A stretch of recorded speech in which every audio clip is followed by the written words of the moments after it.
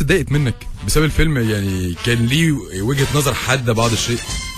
بقول لك يا تامر، يعني الثوره اللي حصلت دي بتدل على ان احنا كنا عندنا حق كمفكرين وشعراء وفنانين ومؤلفين، لان المجتمع كان وصل لادنى مستوياته. فكان لازم يحصل انفجار، وكلنا كنا متوقعين انها هتحصل ثوره، بس يمكن ما كناش متوقعين خالص انها هتحصل دلوقتي، وما كناش متوقعين انها هتحصل بالشكل ده. يعني كنا خايفين من ثوره الجياع والكلام اللي بيتقال ده، لكن فعلا يعني كنا وصلنا لادنى شيء، فكان لازم يحصل انفجار. يعني انا بتكلم وقت عرض الفيلم، يعني ما قابلتش بعض المشاكل، بعض التليفونات البايخه؟ لا لا لا خالص. بالعكس يعني الفيلم ده بص سبحان الله، ابن القنصل ده زي ما بيقولوا فيلم قرفته حلوه.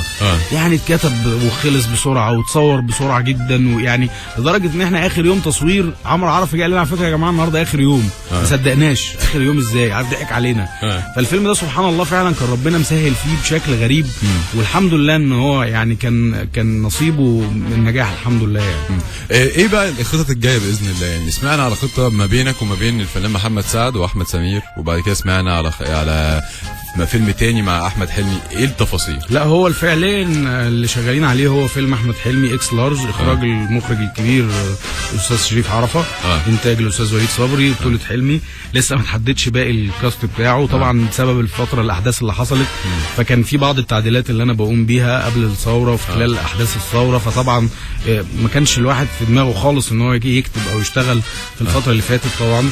فابتدينا نرجعنا تاني نعيد نشتغل على التعديلات، وان شاء الله باذن الله يعني انا قربت اخلص ان شاء الله، اول ما اخلص هيبتدي التحضير ان احنا ندخل تصوير.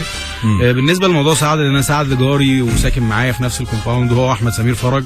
فطبعا ساعه اللجان الشعبيه والحراسات والحاجات اللي كنا بنعملها دي كنا بنتقابل، فكان في مشروع اتكلمنا فيه احنا الثلاثه، وان شاء الله باذن الله يتعمل في وقته يعني. لكن يعني عارف انا متفق على عمل، فانا بحب التزم بتعاقداتي الاول، فكان لازم اخلص السيناريو اللي انا بكتبه لحد ما باذن الله اشوف الخطوه الجايه ايه. واتمنى ان اكون مع محمد سعد واحمد سمير، لان هم اصدقاء ليا بعيدا عن مستواهم الفني الكبير يعني، لكن هم اصدقاء ليا.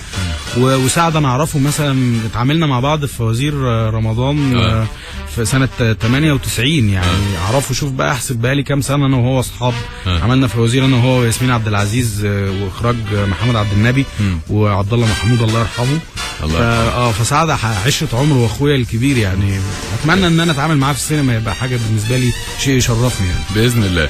اغنيه ابو الليف فين فلوسي، كتبت الاغنيه دي امتى؟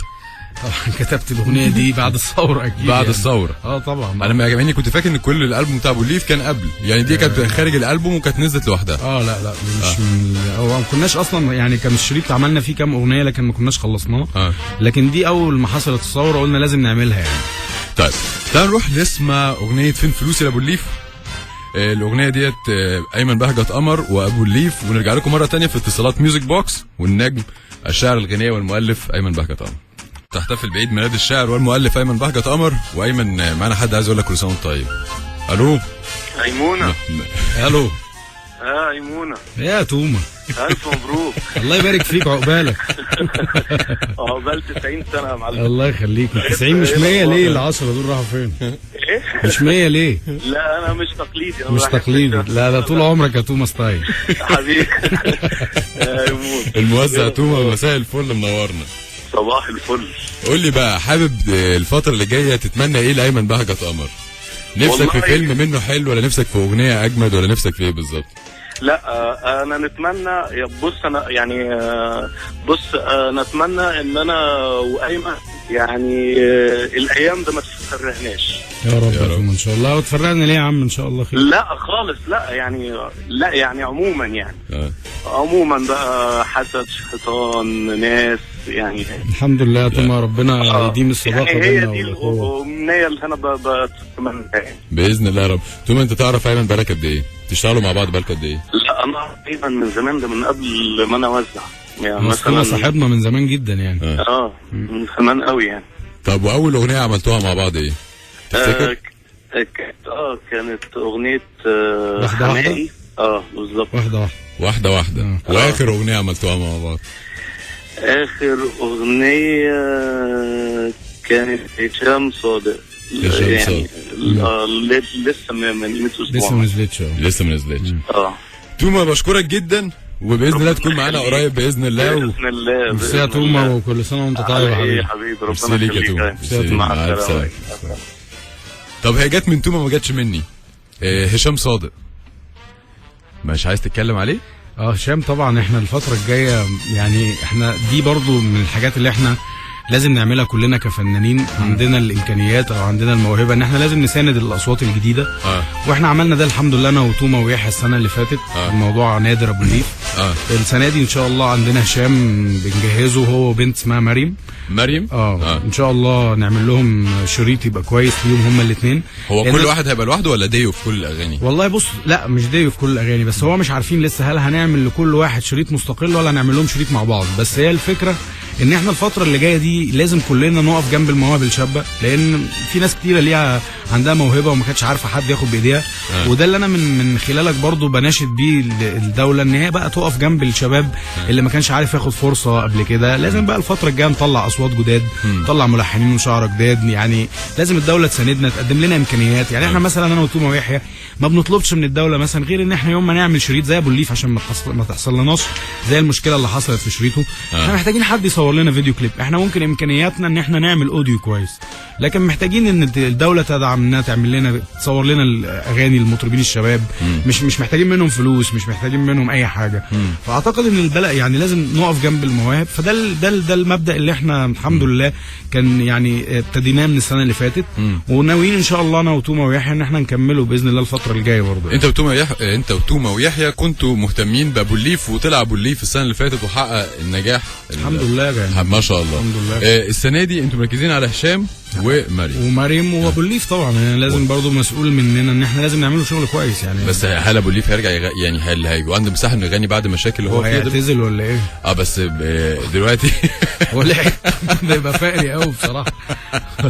لا انا بتكلم على المشاكل اللي بيواجهها دلوقتي. لا المشاكل دي ما تمنعوش من العمل، لان العمل ده الدستور بيحق لاي انسان انه لازم يشتغل. يعني مفيش حاجه اسمها تمنع حد من الشغل. في نزاع قضائي بيننا وبينهم. ان شاء الله يعني ربنا يدي كل واحد على قد نيته. وفي الاخر ده ملوش علاقه بان هو ما يشتغلش او يشتغل. يعني محدش من حقه يجوع حد او يقعد حد في بيته. يعني انتوا شغالين دلوقتي الاغاني لابو الليف؟ طبعا شغالين الاغاني وزي ما احنا وبيننا وما بينهم القضاء يعني. طيب هشام مصطفى سمعته فين؟ هشام صادق أنا لا هشام صادق ده اخويا. ده اخويا غير شقيق يعني، اخويا من والدتي. وقدم كذا حاجه الفتره اللي فاتت مع اصحابه من سنه.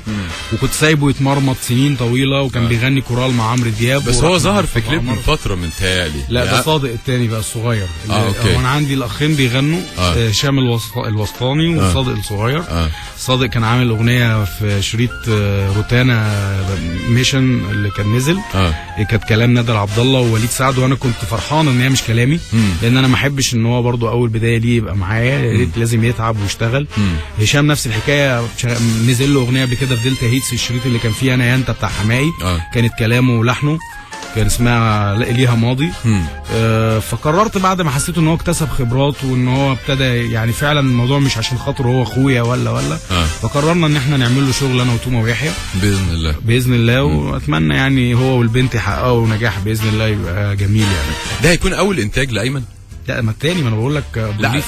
ما انا عارف، بس ابو الليف متهيألي كنتوا ماضيين مع لا ما كانش انتاج، كان توزيع فقط. احنا انتجنا شريط ابو الليف وبعناه لجمال مروان. اخدنا نص فلوسنا والنص التاني دخلنا بيه شركاء. تصدق انا ما اعرفش المعلومه دي، انا كنت فاكر ان هو كله انتاجه. لا ده كان انتاجنا احنا رايحين له بوستر الشريط يا راجل يعني. رايحين له بالبوسترات اللي عماد قاسم عاملها يعني. هو بس اشترى الفلوس بالشريط، ادانا نص الفلوس على اعتبار بقى ان هو النص الثاني هندخل بيه شركاء. كل واحد فينا ليه 10%، انا وتومه ويحيى. لكن للاسف كان هو واخد نسبه كبيره انه هيصور فيديو كليب تكلفته مش عارف قال لنا كام مليون جنيه. قعد يقول لنا حاجات كتير يعني. والحمد لله واضح ان كليبات ابو الليف مغرقه الدنيا في القنوات الفضائيه، والناس زهقت من الكليبات الكتير اللي هو صورها له. وعشان احنا وحشين وجاحدين عايزين نفسخ العقد بعد ما هو دلعنا الدلع ده كله. بس بمعرفتي بابو الليف مفيش اطيب من الراجل ده، يعني مفيش اطيب منه. ده تقريبا ده اللي خلاه يمضي على عقد بالشكل ده، ان هو هيضر الفتره اللي جايه، وباذن الله ما يتضرش. لا ان شاء الله ما يتضرش. انا ثقتي كبيره في القضاء وثقتي كبيره في ان هو يعني من النادر كان قليل الخبره وهو بيمضي العقد ده. واعتقد ان القضاء باذن الله هو يعني اللي هيبقى له الكلمه في الموضوع، واحنا راضيين باي حكم للقضاء. وفي الاخر بقول لك كل واحد على قد نيته بياخد وربنا يسهل يا رب يعني. يا رب. وبالتوفيق لهشام، واحنا هنكلمه كمان شويه عشان يكون معانا على الهوا. ما تيجي نسمع اغنيه يعني من اكتر الاغاني، يعني انا بحب لك اكتر من اغنيه. انت الفتره اللي فاتت بتعمل اغاني يعني تتسمع في كلماتها وتتركز فيها، وزي صيني اللي هشام عباس هنسمعها على يعني كمان شويه، بس دي نسمع ما تبطليش. تمام. ونرجع مره تانية مع ايمن بهجت قمر في اتصالات ميوزك بوكس. واتصالات ميوزك بوكس والدنيا لسه فيها اكتر. وكل سنه وانت طيب يا ايمن يا بهجت قمر. اخوك على التليفون، تيجي نسمعه. هشام الو. الو، مساء الفل يا هشام. مساء الفل، ازيكم؟ ايه الاخبار؟ تمام هشام؟ ازيك يا سامي؟ كله تمام، منور. كل سنه وانت طيب يا ايمون. وانت طيب يا حبيبي، ربنا يخليك يا اتش. عقبال 100 سنه يا حبيبي، يا رب دايما كده مشرفنا يا رب. انت وتبقى السنه دي فتحه خير عليك يا رب كده، وتكسر الدنيا ان شاء الله يا رب يا حبيبي يا ايمن. يا رب كل سنه وانت طيب، يا رب كده كل احلامك كل سنه تتحقق، ودايما من نجاح لنجاح يا رب، كل احلامك الشخصيه والفنيه كمان يا رب يا حبيبي. وانت كمان ان شاء الله الشريط يبقى حاجه جميله وينزل يعمل صدى كويس يا رب ان شاء الله. يا رب يا حبيبي. هشام قول لي بقى. طب قول لي. عايز اقول حاجه بس، يعني عايز اقول لكم حاجه، ان ايمن مش انا مش بتكلم دلوقتي بقى كاخو ايمن، انا عايز اتكلم كمعجب. ماشي. بس انت شهادتك مجروحه مش هينفع خالص. صح مش كده ولا ايه؟ بس يقولها وخلاص. ظبطنا. انا هقول بقى اللي في نفسي وخلاص بقى ايه، واكيد الناس هتصدقني، لان اكيد كل الناس اللي بتحبك حاسه بكده. انا اكتر حاجه بتعجبني في كلام ايمن ان هو مش بس بيبقى بيحسسني انه ممتع وبستمتع بالاغنيه وانا بسمعها وكده. كلام ايمن حلو صادم، دايما بيبقى فيه مفاجاه في الكلام بتصدمني من كتر اللي هو ازاي الكلام ده بيتقال، ازاي يعبر عن الحاله اللي جوه. انا كنت لسه بتكلم معاه في اغنيه صيني لهشام عباس، انا بقول له قد ايه انا عاجبني كلمات الاغنيه دي. اغنيه صيني واغنيه لو كنت عملت خاطر اللي لسه كانت شغاله حالا، وفين فلوسي. في كلام احنا بنقوله في حياتنا العاديه ما حدش يتوقع انه ممكن يتحط في اغنيه وتبقى بالشكل ده. فبجد يعني يا ايمن ربنا يخليك لينا، ويا رب دايما موهبتك تزيد وتزدهر كده، والناس تفضل تحبك على طول يا رب. ربنا يخليك يا حبيبي. هشام بقى قول لي بقى كمطرب قادم باذن الله يحقق النجاح يعني زي اخوك باذن الله يا رب. قول لي بقى ايه اللي انت شغال عليه وايه الستايل اللي هتطلع بيه؟ كلمني بقى عنك انت كمطرب. والله بص هقول لك حاجه يا تامر، انا يعني انا طبعا الحمد لله في حياتي اللي فاتت كنت برضو بحاول اكتسب خبرات واتعلم من حاجات معينه، من غلطات عملتها وحاجات كده. بس انا مش هكذب عليك، انا لما ابقى دلوقتي شغال بعيدا عن ان ايمن اخويا طبعا، يعني اما ابقى شغال مع ايمن بهجت قمر ومحمد يحيى وتوما، اكيد في حمل كبير قوي بيتشال من على كتفي، لان انا بشتغل مع خبرات معينه واصله لحته معينه واسامي معينه، فاكيد هم يفهموا اكتر مني في حاجات كتير. فغالبا اكتر الوقت هبقى بسمع الكلام وبعمل ده مش غالبا، ده غصب عنك يا امور. طبعا انا بس يعني عايز اعمل احنا بنقهر المطربين اللي بيمضوا معانا عشان تبقى عارف. انا عارف بنقهرهم مثل ابو الليف. انا همضي على الموبايل بتاعي يعني. قول لي انت. ده موال لك خلاص. ده موال. فانا هسمع الكلام بصراحه، عشان انا يعني اكيد مش هعرف زي ما هم يعرفوا. احنا معقدين يا هشام وبنطلعها عيني على المطربين اللي بنطلعهم معانا. انا عارف يا حبيبي ومواسي وما عنديش اي مانع. طب المطرب المقهور هشام قول لي خلصت كام اغنيه لغايه دلوقتي؟ والله اللي خلصناه تقريبا بشكل نهائي هي الاغنيه اللي كان توما بيتكلم عليها من شويه. دي اللي الحمد لله خلصت يعني. في اغاني تانية هنعمل لها يعني هنعمل لها في اغاني تانية لسه موجوده، بس لسه هتتعمل فيها حاجات. طب هشام عايزين نسمع صوتك، ما تيجي يا ايمن عايزين نسمع صوت هشام، ايه رايك؟ يلا دبسوا بقى. طيب طب بص انا هوطي الموسيقى خالص، ما تغني لنا حاجه يا هشام بقى يلا. طيب بصوا بمناسبه الاحداث الجميله اللي عماله تحصل وتتطور في مصر دي، انا وايمن كنا عملنا غنوه قريب